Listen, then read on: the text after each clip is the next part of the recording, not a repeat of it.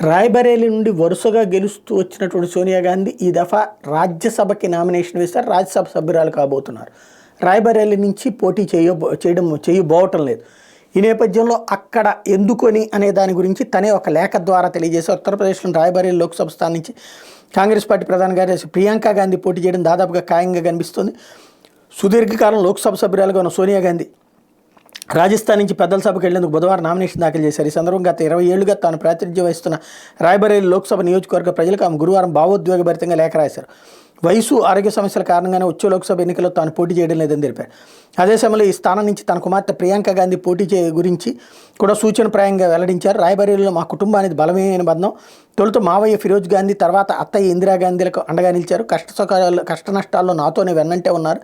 నా హృదయం ఎల్లప్పుడూ మీతోనే ఉంటుంది. ఇన్నేళ్ల మాదిరిగానే భవిష్యత్తులో నా కుటుంబానికి మీరు మద్దతుగా నిలబడతారని ఆశిస్తున్నా. త్వరలోనే అందరినీ కలుస్తానని సోనియా గాంధీ రాసుకొచ్చారు. 99లో తొలిసారి ప్రత్యక్ష ఎన్నికల బరిలో దిగిన సోనియా గాంధీ యూపీలోని అమేథీ నుంచి విజయం సాధించారు.